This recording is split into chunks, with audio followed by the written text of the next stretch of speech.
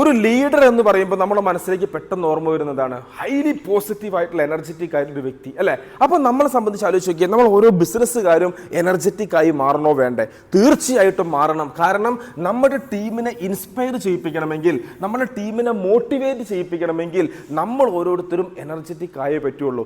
നമ്മുടെ എനർജിയാണ് നമ്മുടെ ടീമിലേക്ക് എന്ത് ചെയ്യുന്നത് കിട്ടുന്നത്. So leaders should be energetic. അതുപോലെ തന്നെ പോസിറ്റീവ് ആയിട്ടുള്ള ഒരു വർക്ക് എൻവിയോൺമെന്റ് നമുക്ക് സെറ്റ് ചെയ്യണമെങ്കിൽ നമ്മൾ എനർജറ്റിക് ആവണം. നമ്മൾ എനർജി ഇല്ലെങ്കിൽ നമുക്ക് എങ്ങനെയാണ് പോസിറ്റീവ് അറ്റ്മോസ്ഫിയർ ക്രിയേറ്റ് ചെയ്യാൻ പറ്റുക? നമ്മൾ ആലോചിച്ച് നോക്കുക. നമ്മുടെ സ്ഥാപനത്തിൽ ഒരു പോസിറ്റീവ് അറ്റ്മോസ്ഫിയർ നമുക്ക് ക്രിയേറ്റ് ചെയ്യാൻ പറ്റണം.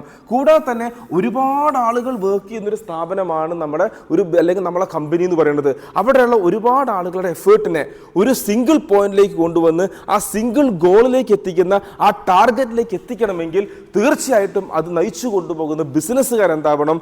എനർജറ്റിക് ആയേ പറ്റുള്ളൂ.